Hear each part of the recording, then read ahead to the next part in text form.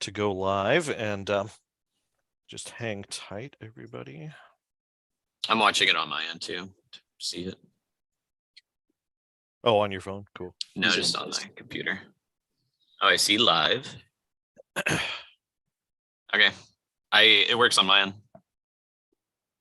You see me? Yeah.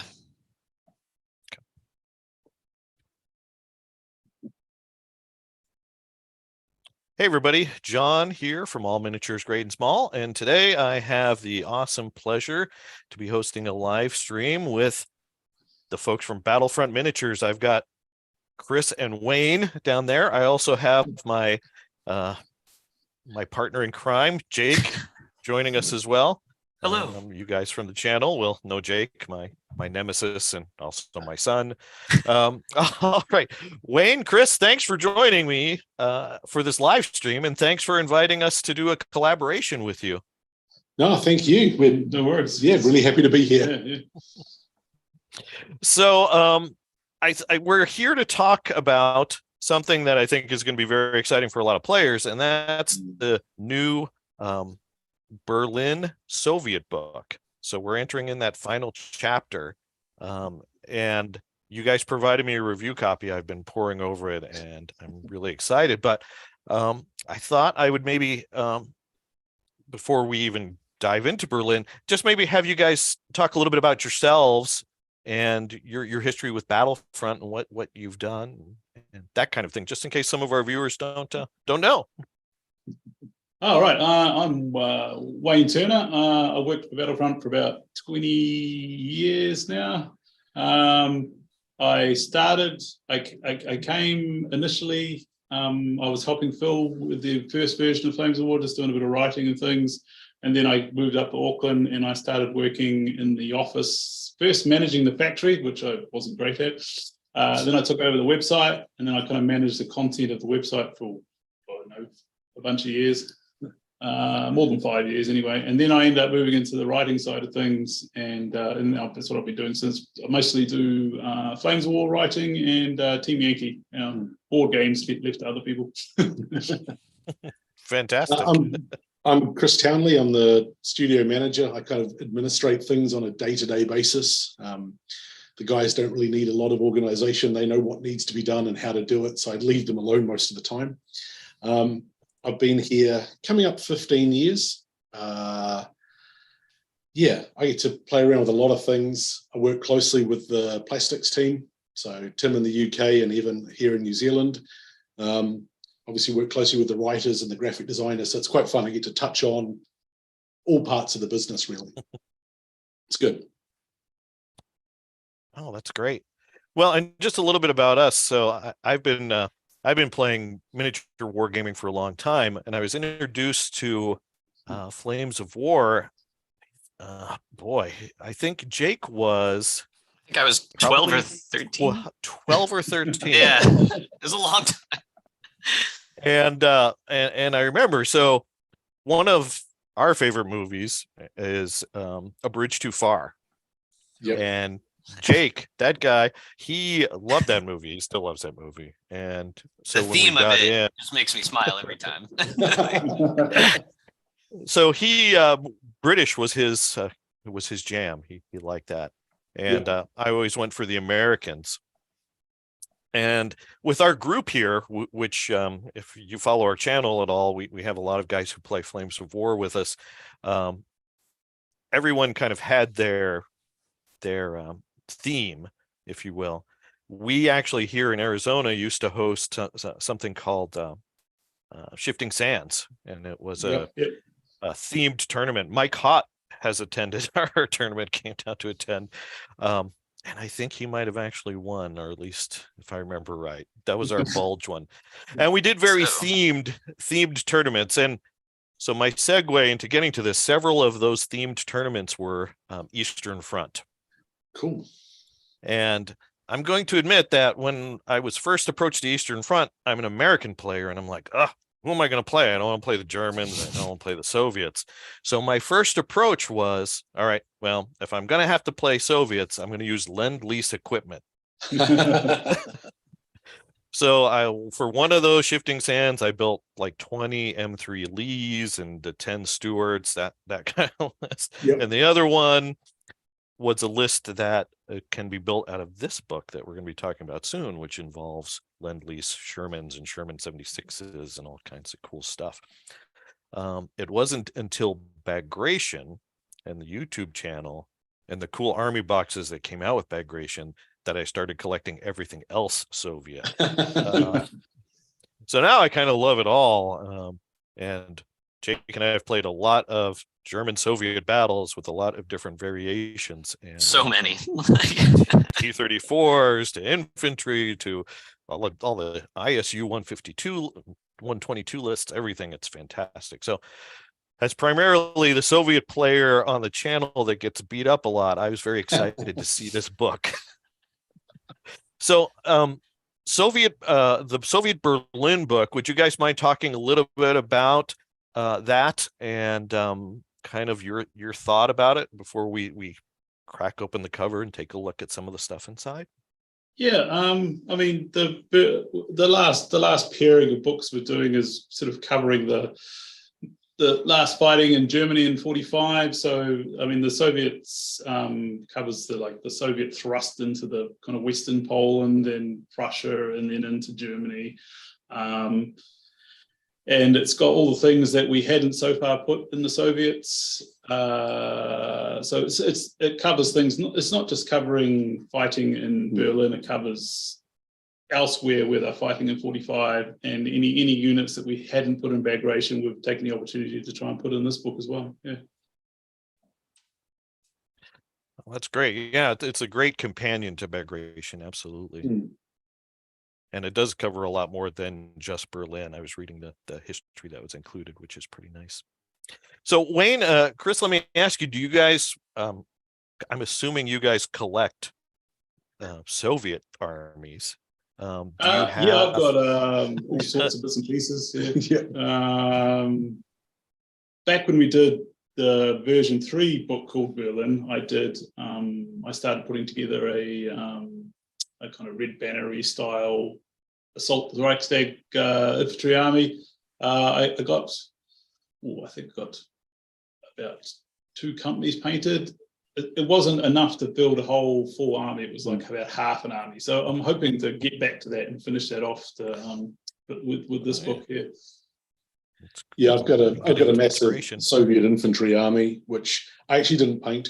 A friend of mine was selling an army, and I said, "Oh, that looks really nice. I've always wanted Soviet infantry," because up to that point I had all the Soviet armor I needed. So I bought his army. So that's ticked that box. But otherwise, I've got more T-34s than I know what to do with. A full SU-76 battalion, which I actually want to redo in plastic because it's quite heavy, having just taken it to a tournament, and a bunch of other stuff. Yeah, I think Soviets is the only army. Well, Soviets and Germans. That's something that at least all 4 of us, the 2 of us plus Casey and Victor, all have. There's just something about that horde of tanks that we've all enjoyed, or horde of infantry. Yeah, I've got a heap of mid-war Soviets as well. Yeah. I think Casey's painted in his lifetime more than 10 full-strength companies of Soviet infantry.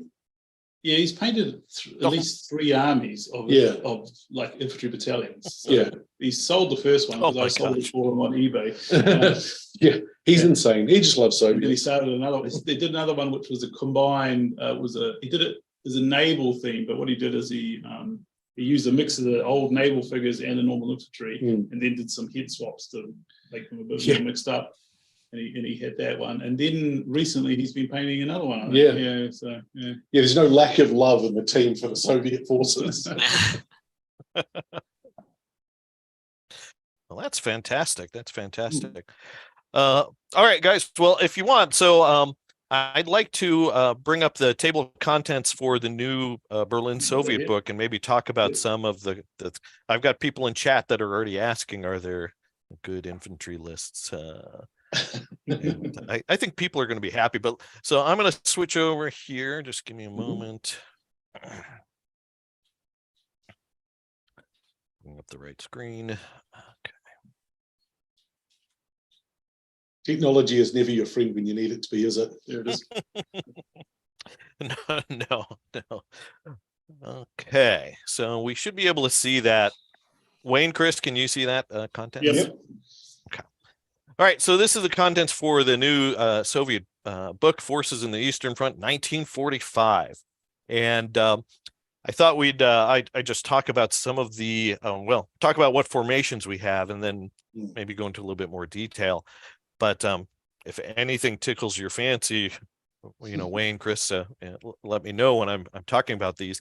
So personally, as far as formations go, one of the ones I'm most excited about are the Sherman Lend-Lease formations. That's the first ones listed in the book. We have both a Sherman tank battalion and a Sherman 76 tank battalion, as well as hero versions of the same, basically the same thing, but with a different stat. Which is really nice. Now, I did have a question. I noticed in the back of this book, it has the upcoming products for this range. Are the Sherman models the new are they plastics, or are they resin, the M4A2s? The plastic. So they use bits of the kit from the M4A3, which is the standard American one, but we've done a new whole top with the appropriate modifications to that for the diesel version. So that's really exciting. Yeah. I think somewhere there'll be a Marine player that's very excited about that information. Well, I do have a garage with a stack of Pacific miniatures, and I am excited. So you are right. I'm like, okay. Well, I'm definitely going to be picking up multiple boxes of that for my Soviets for sure. Now, we also have another Sherman detachment, and that is the forward detachment, M4 Sherman forward detachment, which also almost has like an accompanying army box release, right, guys? The new army box is themed on that formation, which is really neat. And we'll look at that one in a little bit more detail here in a sec. We also have a T-34 forward detachment, which I think is basically the same. But just it's very similar. You just swap the Shermans for Shermans with T-34s, which is really nice to gear it towards your collection. If you don't want Lend-Lease equipment, you could do the same list with T-34s, which is awesome. Then we also have Hero Guard, Hero Reconnaissance companies. Then we've got some exciting stuff too. Well, the other stuff exciting, but we've got IS-2 Lates. We're going to talk about this IS-2 late because I'm kind of excited about this. We have the Red Banner Rifle Regiment and the Hero Engineer Sapper Battalion, which is really cool. And then obviously there's tons of supporting things.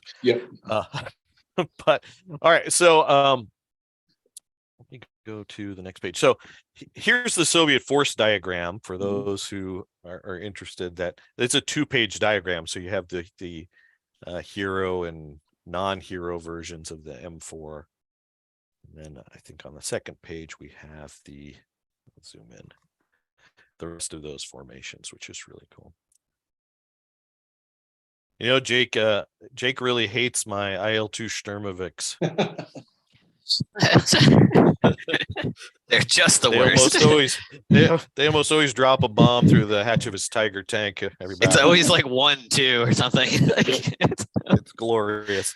But anyway, sorry, I digress. I'm pretty sure those are the best planes in the game still, aren't they? Like, we've talked about those a million times. I don't know if they're the best, but they are underestimated, I think. What do you guys think? I took Sturmovix to the last tournament I went to. Basically as a wild card, not a wild card in the Flames of War sense, but as a wild card option that they can just solve problems that nothing else in my force could. You come across a Tiger, well, my Su-76s couldn't deal with a Tiger. So it gave me the chance to deal with it. And just a useful threat. Plus the models. They're great models. And the German, as a German player, you can't ignore the threat of the Sturmovik, even if that success percentage is very small. It's still a chance. And as Jake finds out, I often hit that. Well, is it the save on that aircraft also really good too? It's been a while since we played with it. It's like a 2+ or a 3+. I can't remember. It's like it's we really were doing the math, and I had like dedicated AA, and I was like, it's not even worth me shooting at it right now. Yeah, between a decent 2+. Yeah, see, it's 2+. And a 2+ save, it's good. Those things are terrifying because it's like you don't really have like anything to fight them with sometimes. It's just like let it happen to you. Okay, sorry guys, I digress. Okay, on the screen I've got the M4 Sherman forward detachment, and I like this, and I'll kind of describe what I see, and then I'll let you guys kind of fill in the blanks of your thoughts on it as well. This is nice because it's really flexible. You can run the HQ as either Sherman's or the motor rifle HQ, and then you're required are either Hero Shermans or Sherman 76s, and then also the motor rifle and that SMG company. So one of each of those, which is fantastic. And then you can take more Shermans or Valentines, and then in support you've got mortars, anti-aircraft guns, and Su-76. You got a little of everything in there, which I love. What were your thoughts in creating this, if you can remember that far back? I mean, we had a command card for the T-34 one in Bagration, so it's just taking that concept and putting it in the actual book. I mean, it's quite a common practice that they were like little task force that the Russians would throw together to do a particular thing. They'd advance ahead of everybody else. It's like a kind of all arms vanguard that they use to basically probe the enemy positions and work out where they could go through. Not necessarily to punch their way through, but looking for gaps is more than anything. If they hit some resistance, they had enough stuff to fight it and then break off and maybe try and find another place. So it's kind of that Soviet reconnaissance and force kind of concept, really. Right. Yeah, and from a game perspective, it makes for a very sort of robust formation. You know, in terms of just the number of options that are inside there, it's going to be hard to break. Right, exactly.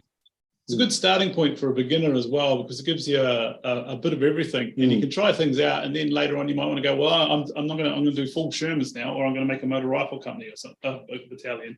So you've already got the bits. You can always run it as that, but you can also expand upon it and make other formations from the bits you have. Right, exactly. You can spin that several different ways, or like I did, all ways. build that infantry regiment and that tank battalion. And you're right, and that's one of the things we look at too when we are kind of reviewing formations, is how robust they are as far as staying on the tabletop. And when you do have things like mortars and anti-aircraft guns, those are going to be staying back and hidden for the most part. Your opponent's going to have to work to try to break this company, even if it kills all the tanks, and of course the infantry is a lot harder to break. So I don't know, I think this will be a fun one to try. I think so too. Yeah, for sure. Okay, the other one that personally is I think is really exciting is the IS-2 late Guards Heavy Tank Regiment. Oh, sorry, this is the Hero. It's such a long title. Hero IS-2 late Guards Heavy Tank Regiment. Okay, so this one, as far as the number of units in your formation, isn't quite as robust, but we're talking about IS-2 lates here, which are pretty awesome. I think Soviet players that I've talked to have been waiting for this tank for all of version 4 to make its reappearance, which is cool. So this formation's pretty standard, though. You got the HQ, and then you can take up to 4 companies of IS-2s. I don't know how many points you'd have to play actually. The Hero ones are quite expensive because they are the fearless veteran and careful. So and then You can take as far as infantry, the SMG company, the Red Banner version, or the Hero Engineer Sapper. And if I remember right, the Red Banner ones are infantry that are hit on 4. Is that correct? Yeah, they're careful as well. Yeah, but basically they're representing those last Soviet regiments in Berlin who are doing the kind of the spearheading towards the Reichstag and the center of Berlin. And I mean, they've been through the fighting. They've seen lots of action. They've pretty much only had veterans left at that point. Yeah. And this is maybe an exciting thing for Soviet players. It is for me, that if you take that Red Banner SMG company, your entire core formation is careful hit on 4s. Yeah. Which is nice. Something the Soviets don't normally have. Yeah. It's Right, new. right. It's a different way to play Soviets. I like the Soviet hordes, but I can use that Soviet kit now in an entirely different kind of play style, which I think is exciting. Because I think the hit on 3 versus hit on 4 play style is huge, and both have their pros and cons. But now that we have that option, it's kind of like when the T-80 Shock Battalion was added to Team Yankee. It just added cool new ways to play, right? Yeah, certainly when we've played German stuff in the past, you sort of get very accustomed to being hit on 4+. Then suddenly you see a hit on 3+ German formation, and you double down and you buy all these extra tanks and you're very excited. And then you go, well, I am being hit on 3+. And suddenly you as you say, your play style actually changes very quickly, because you realize that 1 point makes such a huge difference. You can, when you hit on 4+, in my case, the mistakes that I make, you can kind of get away with them a little more easily when something gets caught in the open, because you're just that much more likely to survive and not get hit. Right. So I'm really excited for that one. Next up, I just wanted to kind of show off this IS-2, because I think if people don't have it, they're probably going to want to add it to their collection. This is the card, and not only is it hit on 4, but because it's this new IS-2 late version, which has if I remember right, the late version has the sloped armor. Yeah, whereas the older version has the staggered armor. Yeah. Which gives it a front armor of 11, which is fantastic.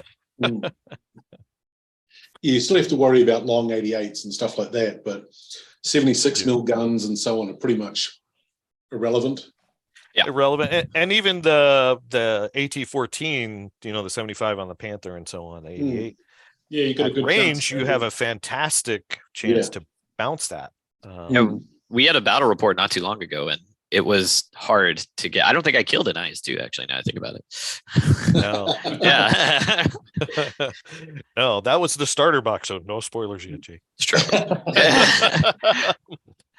Oh, yeah. Oh, here you go, Wayne. Yeah, there's the bed spring armor. It's an option. Yeah. That's pretty good. And that's basically like Scherzen, right? That's the 5+. Yes, I think if I remember off the top of my head. Save. I think that's what it was too. Yeah. It's like extra save versus basically infantry weapons with 5+ or 6 firepower. I think. So Panzerfausts and that sort of stuff. Yeah. Right. And something I didn't realize, this is an aside to that for Scherzen, is since a 50 cal is firepower 5+, that would trigger a bed spring armor or a Scherzen save, wouldn't it? It might be worded as infantry weapons, but I'll have to go check. It might be. Yeah. So we check. I can't remember. Someone had commented on a battle report, and I'm like, I've never played it that way, but that might make sense. Okay, find the special rules. I'll write the start.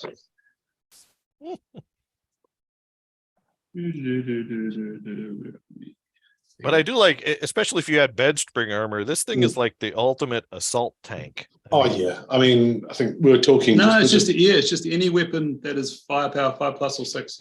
Yeah. So there you go. So 20 mils as well. 20 mil. Panzer fours and Panzer threes. fours and threes. Panzer fours and three. I mean, obviously, this tank doesn't care, but yeah, Not like Panzer twos. Yeah. Oh yeah, for defensive. Yeah. Oh, defense against that. Yeah. Because I mean, Panzer threes and fours have side armor 3, so a 50 cal could. Yeah. Fail 'em, I guess. What's a T60's got a 20 mil in it, hasn't it? Yeah. But with the bed spring, it's between that top armor 2, it's just fantastic. And actually, I'd forgotten until I saw it on the screen here, the counterattack 2+. It's not like it's going anywhere. Once it's in, it should be staying in there. So yeah. I mean, it's of IS2s. No, you're excellent. Yeah. Things, yeah. That is scary, particularly since and the Soviets need this because late war Germans have those 2 Panzerfausts in most of their platoons, and you know, you're not T-34s or yeah, exactly. These guys, I want to crush something in close combat, an assault with these things, because they're pretty cool. Well, they got pretty good side armor 8, isn't it? So side armor 8. It's fantastic. Yeah. Plus, if you've got the bed spring armor, it's even if you fail the armor save, you've still got a chance of stopping it with the bed spring. Right. Yeah. I have a feeling this is going to be just the IS2 list in general will probably be very popular because everyone has always wanted to build, I feel like, the IS2 list in general, and it seems like they're better than they've been in a while. So it'll be interesting to see how much they pop up. Though at 100 points, you're only going to get 7 of them. If you do the hero. True. I think the non-hero list is still pretty good.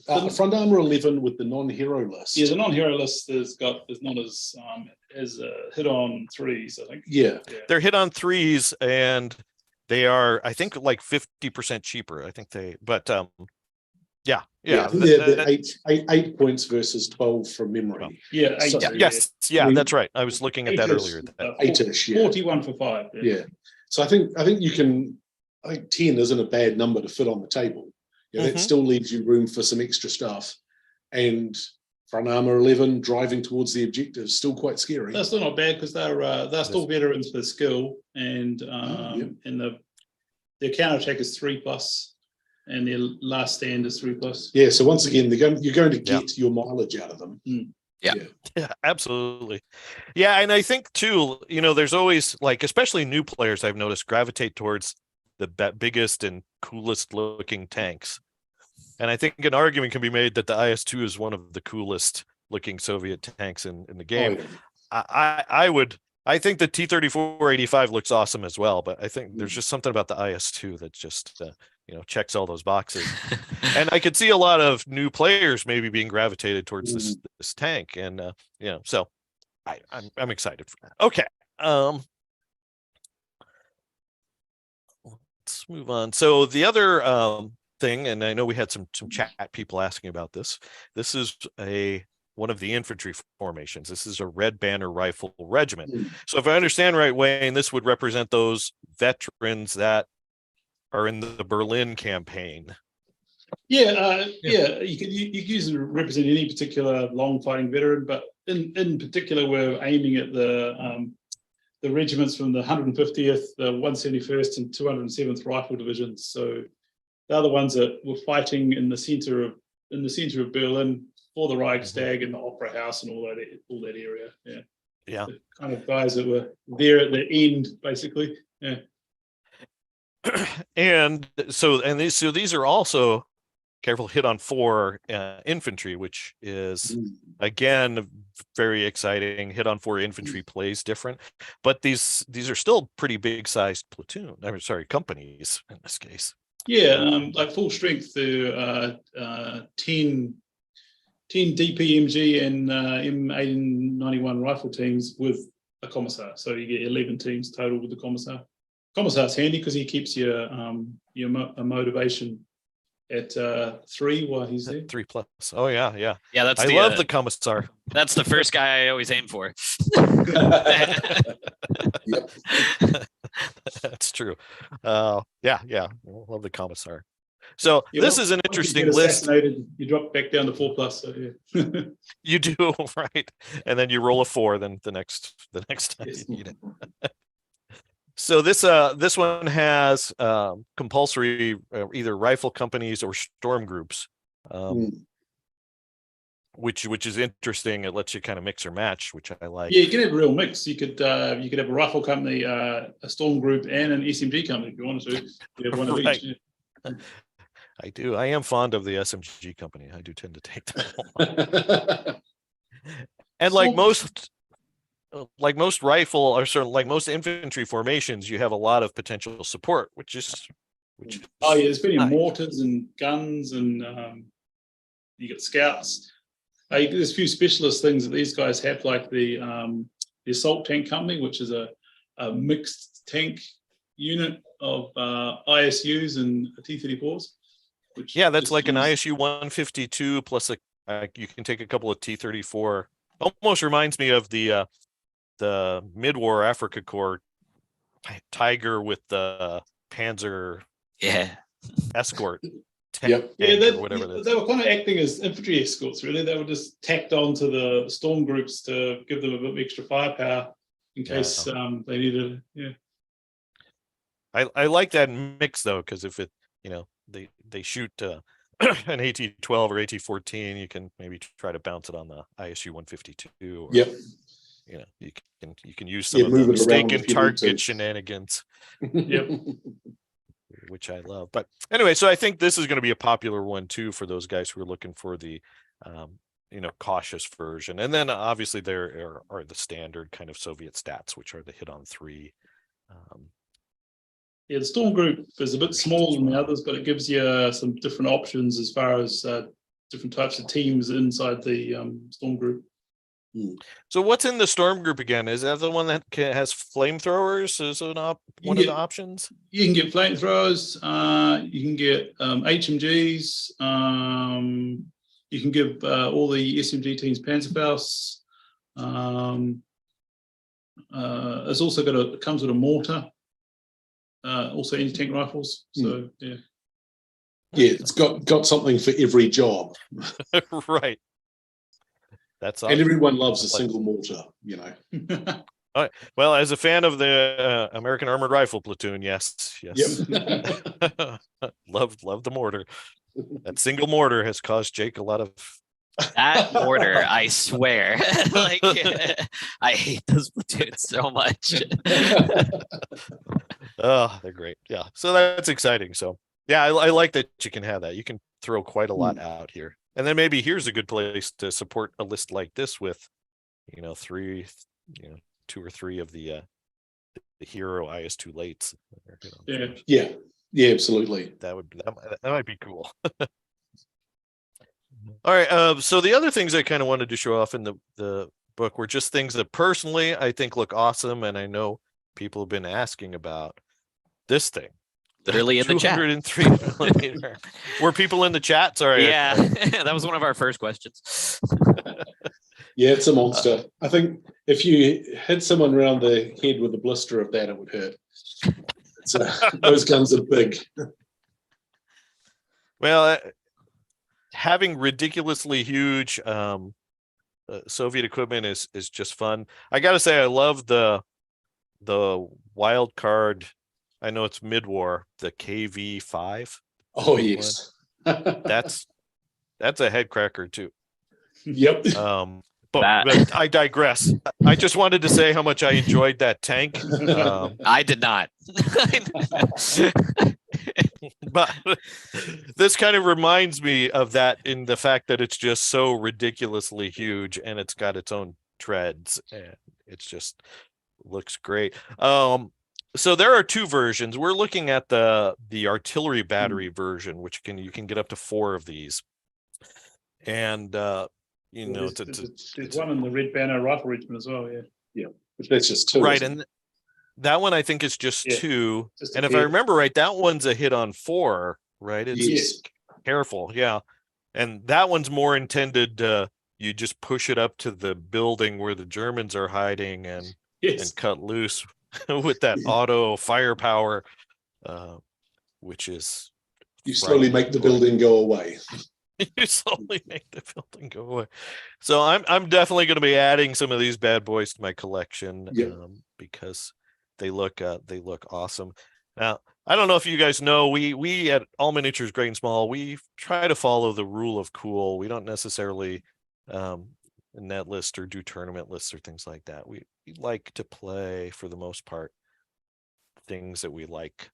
And this is one of those things that, it's expensive. It's a good, it's a good piece of change, but boy, it's got good stats and it just looks awesome. It just looks great. There's also something very nice about a template with firepower 2+. I mean, there's a reason that Wayne and I both have Zerini formations. There's nothing worse than rolling a 2 when you're firepower 3. So it's just, right. And once that template's laid down on something, and you're doing repeat bombardments, firepower 2+, things just go away. That's what you want. It is, it's fantastic. So, and the anti-tank 4 means, even things like Tigers and Jagdtiger, all the new German stuff can't ignore this from the top. That's true. Or that scare of rolling a 1, which, if I need to roll a 2+ to save my tank, I'm going to invariably roll a 1. I think that's just universal law.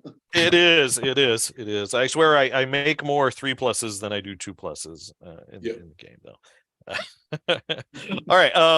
So I wanted to show that off. So this is that M4 Sherman Forward Detachment Army box that is releasing, and I'm sorry I didn't do my research. Do you know when this is going to be out?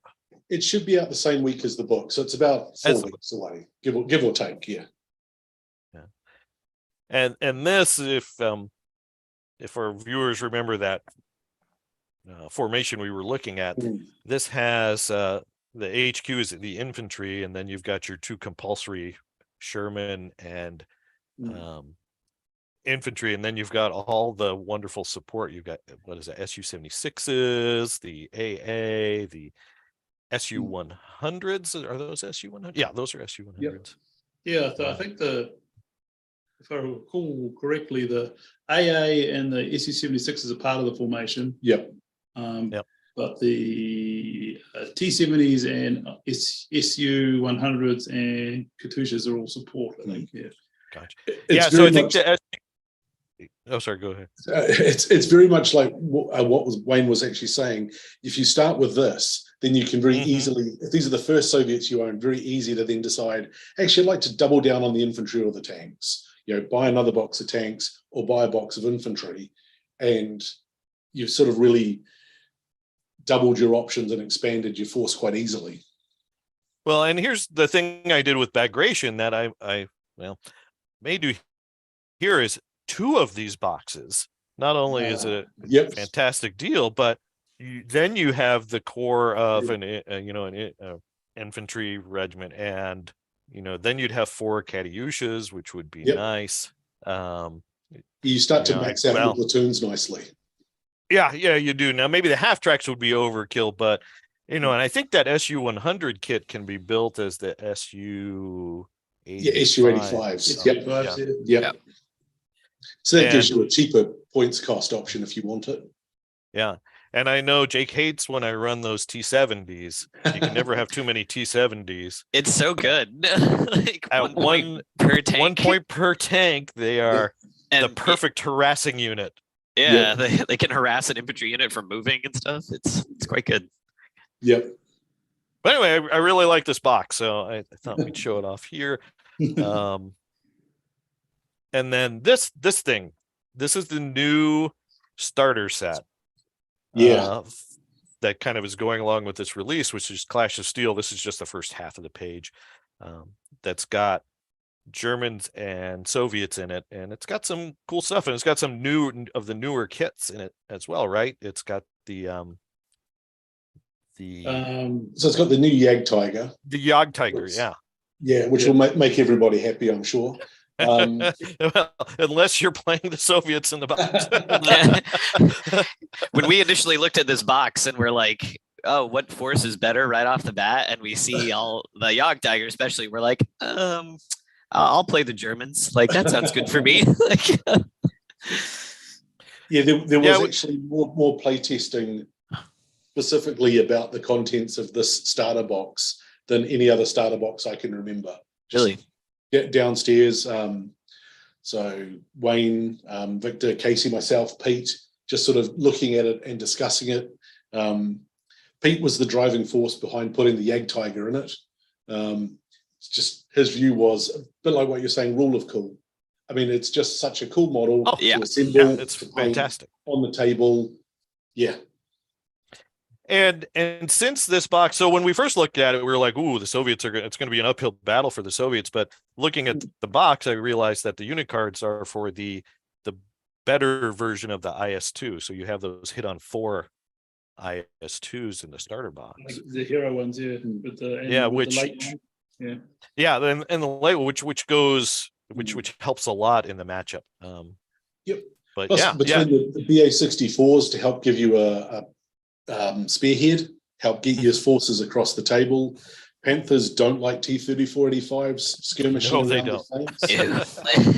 And I mean, there is the old rule of just ignore the Tiger for mid-war, that if you're the Soviet player, you're going to concentrate on everything except the Yag Tiger, or you might throw the dice and say, can I get my T-34-85s around the flank of that? That might be a John special, only need to roll a 1 or 2 to save it in the flank. And, it's. Well, honestly, the best thing in the Soviet list to deal with that Yag Tiger is that Soviet infantry. Yes. I mean, that's one of the ways that I see that, Well, and in our, without giving away spoilers and whatnot, but in our battle report, I literally just put on one flank the Yag Tiger surrounded by my unit of German infantry. And I was like, all right, you should be fine, kind of mentality. Which is a good way to do it. Yeah. But really good box set. So I wanted to ask you guys, I know you had some fantastic starter sets for the mid-war release for Africa Corps. Are those going to go out of print, or are you guys still doing that, or is this replacing that? How are you guys handling that? No, everything is still a current starter set. So because even what's the first Open one? Fire? Open Fire is still available. Yep. I think it just gives people a real sort of range of options to choose how they want to jump into Flames of War. I think version 4 has really, in its last couple of years, appealed to so many new players that it's been fantastic. And that's got to be our drive, because we're all getting older. So it's good to have young, fresh blood coming in that also look around and see the game differently to maybe how we see it, and challenge the way that we want to play and come up with new ideas. So we think it's great. So more starter sets is just, more good. Well, that's true. And I know I did see your announcement that you're going to be raising prices. But I'm going to say, even with those increases, these starter sets and these boxes are such fantastic deals. Yes. I'm always blown away that it's like, seriously, we're getting, you look at this, we're getting like 7 German tanks and 8 Soviet, you're getting so much in these starter boxes. And those desert mid-war boxes were great. Yeah, and I love the D-Day box. I mean, all of them are great. We want people to sort of be able to get in and start the hobby. That's the bottom line of it. We want it to be filled with fun stuff. We want it to be something where you can say, I want to dive into it with a friend or a son or a daughter and think, the half of the army box that I want, I'm still getting good value for that, and you're getting a nice starting point as well. I think they're awesome. Yeah. It's such a good way. And as someone who does social media and runs a YouTube channel, that we do quite a lot of, Flames of War is by far the most popular thing we do. And we've only seen an increase of that popularity in the channel. And just anecdotally through the comments we have, it seems to be attracting a lot of new players, a lot of players who got out who are gradually coming back, that said, maybe after version 3, I'm done for a while. But now, let's see where Flames of War is, and they hop on and they're like, whoa, this is some cool stuff. And I see a lot of that in the comments and how the community engages with us. And we engage with them, which is really, really fun. It's really cool to see, because although I don't work for you guys, I'm invested in sharing something that I love with other people and saying, hey, this is cool. Now we play tons of other games too, but boy, we always have fun with this. I would say, like, we play a lot of other IPs, so we just know a lot of the game systems, especially a lot of 40K, because that's kind of our group. And it's so nice going back to Flames of War, just because it's simple. There's still heavy strategy involved. Right. It's always been fun. Yeah, certainly it does feel like with version 4, the rules don't get in the way of you having a good game and getting a result that feels sort of appropriate and still technically challenging to get a win. Yeah. And I would say too, like 95% of the games I've played come down to the wire, come down to the last dice roll. And that is a testament to your design. And the system that you've created, that we see that result. And it's cool. I mean, Jake and I have had so many games where, okay, it just comes down to this shot or this morale to break this formation. Or, so many. It's just that one thing.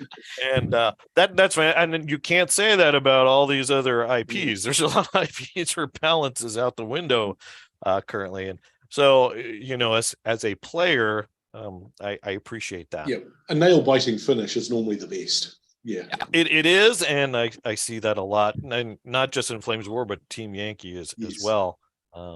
Not to say we haven't had those rare shutout moments, especially some more recently, but they are much more rare than other games. Oh yeah. Well, you can't sometimes, the game system can't fix stupid if I play. Sometimes you bring a knife to a tank fight. Exactly.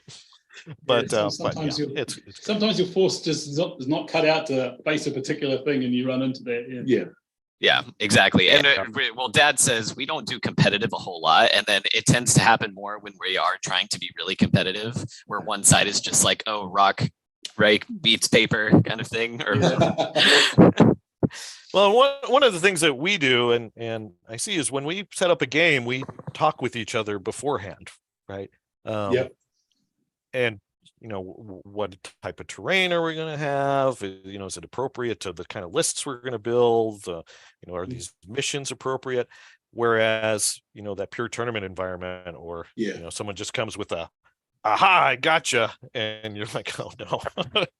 Whatever. When we're playing friendly games here around the office, we want it to be a good mix. We want a game which is going to be hard but fair. There's no point someone turning up with a bunch of tigers when the other guy has a bunch of stewards or something like that. That's not going to be a fun game for the two players. So I will say there was one Shifting Sands. It was a long time ago, and it was Eastern Front, and I had invested in an IS2 company, and I had maybe 8 or 9, whatever I could take at that level. And one of the things that they threw into this tournament was weather. And it was this random thing, because the tournament wasn't a cutthroat tournament. It's more kind of an experience and a campaign almost. But one of this weather effects was that you had to make basically a cross check or a bog check in the old version every time you moved your tank. And I just had IS2s. I think I had a tiny infantry company, and like they all bogged. There's like everything was stuck in the mud. And then the tigers just tore me up. It was just, but that happens sometimes, and you make the most of it. And that wasn't even official rules, but it's kind of like fun. Like, okay, But see, I can't lie. That is one of my favorite memories up there, Flames of War. I've got like a bunch of them. But we practiced before the tournament. I don't even remember how old I was at this point. I was like 16, maybe. Probably younger than that, but yeah. Yeah, but I remember we practiced with our list, and I had tigers, and I lost like 3 or 4 games against his list leading up to that. And then the tournament comes around. We just happen to get paired up because our scores are there. And then I beat him in that game, and I was like, "Yes, I'll never forget this." Like, yep. I knew I was raising my son right when he started beating me. Now it happens way too often. But yeah, so oh, I know a couple of other things. I'm going to share my screen again. I just want to talk about some of the command cards. Ah, yes. Because I saw some of them and I thought they're pretty cool. So let me jump back over to the shared screen again.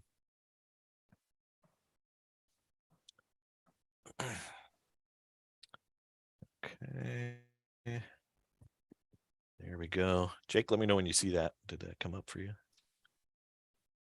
yeah, I see the okay. Forces set. All right. So I just grabbed a couple of cards that I thought were interesting, that I hadn't seen before, like with the Bagration, Soviet Bagration cards. And this one is Night Attack. And basically, it says, if this forces the attacker in a mission where the defender has minefields, the player may elect to attack at night. If they do so, the night fighting rules are in effect. Units in this force can move freely from the start of the game. If you take this command card, you must also take searchlights, which we'll look at in a minute. Could you guys maybe talk about the inspiration for this card? Oh, inspiration for some of those set piece battles, like at the start of the Berlin offensive, the Soviets attacked in the early hours of the morning while it was still dark, and they advanced, and they set up big spotlights everywhere, ones you normally use for anti-aircraft fire, but they set up along the front. They thought they'd illuminate the way they were going, but I think all it ended up doing basically was silhouetting themselves against the German defenders, and kind of also giving the Germans a bit of an idea that they were attacking. Though they had been artillery bombarding the German positions for some time beforehand, so I think they had an idea they were coming. But it's like the smoke rule we put in Bagration, where the Soviets did things that other nations did, but they tended to do them more on a kind of wider front. Yeah, it's a more kind of operational level thing as opposed to a tactical thing. Yeah. Oh, you're talking about Under the Cover of Smoke card. Yeah. Oh, I love that card. So that card, I don't even know if you know how important that one card is in that book, because he would take it every single time, and it's literally the difference of half your force being blown away or not. And if he just stacked his whole army behind that little line of smoke, and then the next turn he was there. So really, the Germans only have like one good gun lining turn before it becomes a brawl. And if you've got T-34-85s, you're going to lose the brawl. So yep. Yeah, it's a fun card. Of course, it's always a gamble when you take those cards, because you might not end up attacking, and then that card is it's just kind of wasted. It's only if you're playing in a tournament, you may only use it every now and again. Yeah. Exactly, but you have to commit to those points. So I brought up the Searchlights card, which goes hand in hand with the Night Attack card, and really the rule of this is, your force is the attacker. Any teams within 40 inches of the attacker's table edge can be targeted without rolling the night visibility, which is 40 inches that's a good chunk of the table going in. And it's a panther. If nothing else, the Germans are going to have to deploy a little bit further back if they want to not be illuminated, which is which is interesting. I love the dynamic that this is going to introduce.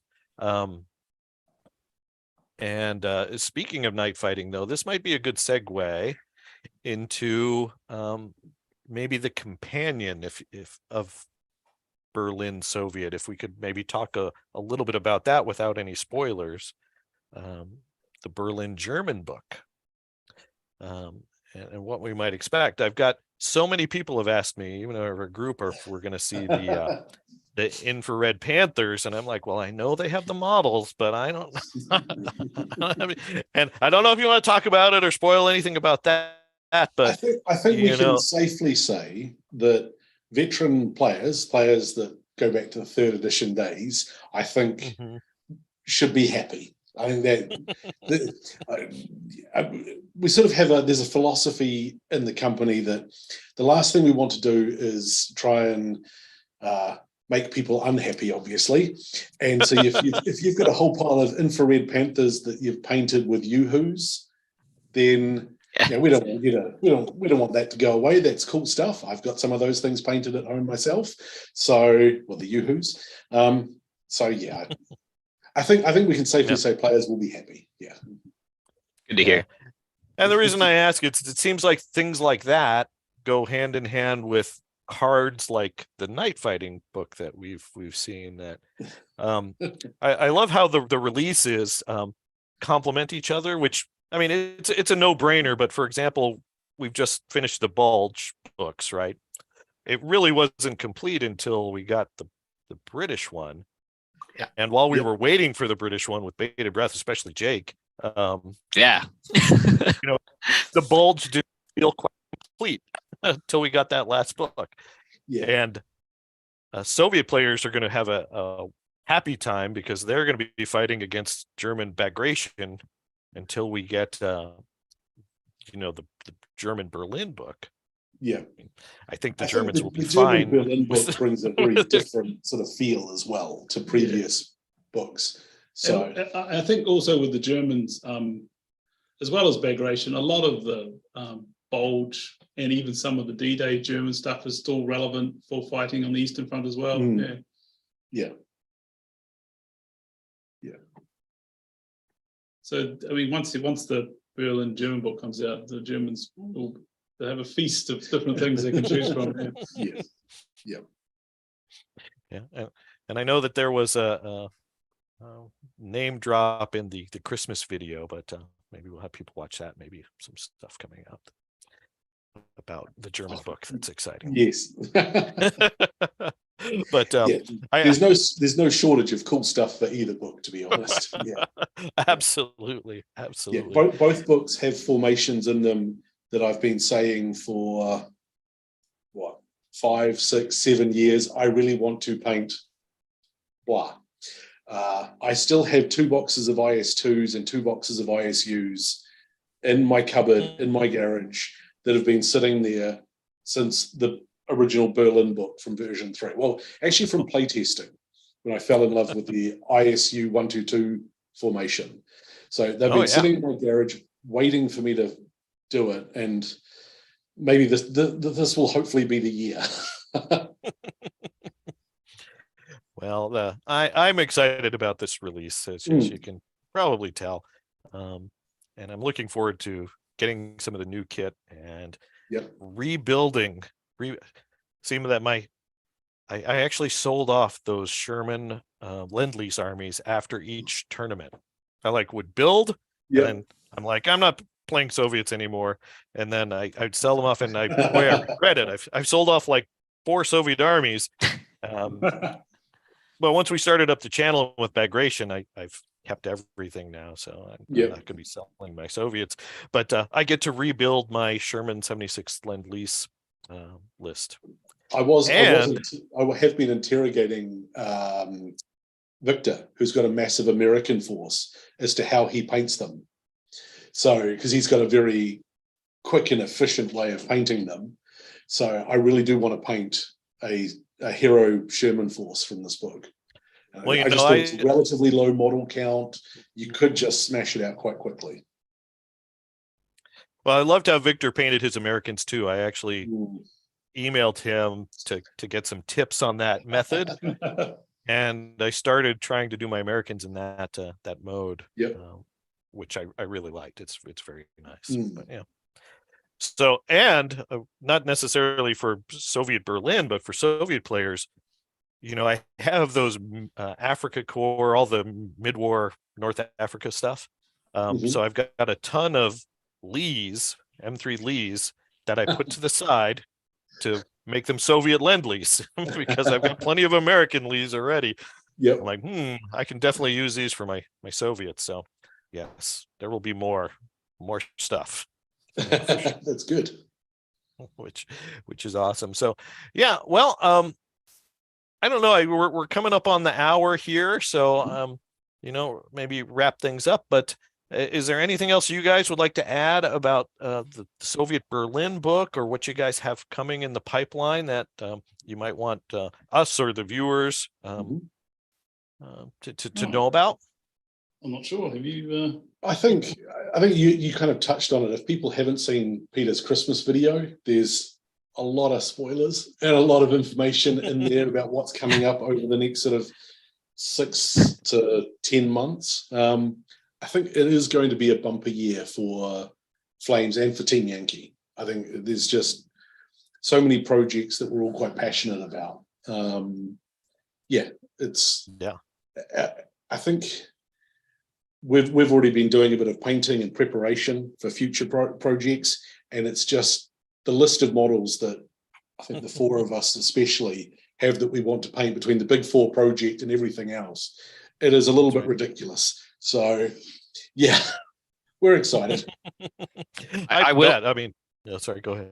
Sorry to, I will say one of the most common comments in here now is about the Pacific. I think I've read Pacific like 30 times.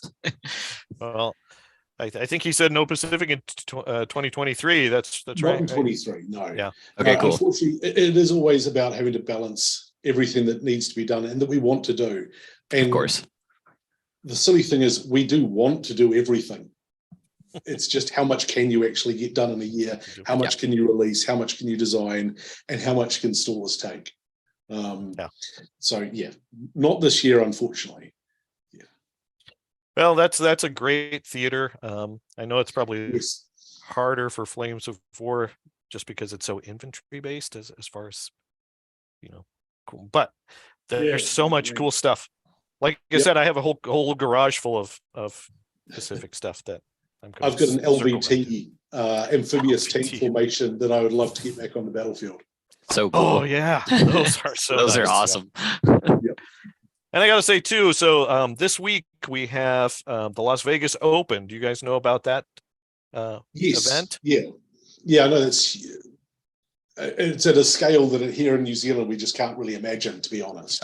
It's huge. So several of our compadres who would have been on this stream to chat with you are actually there or traveling there. One of them is going to be participating in the Team Yankee tournament, and we'll have updates on that. But boy, guys, I just want to say that I really appreciate everything that you have put out there for us as gamers to enjoy. Flames of War is one of my favorites. Team Yankee is I have so much fun with Team Yankee. I will tell you though, it's hard to switch between the two on the fly.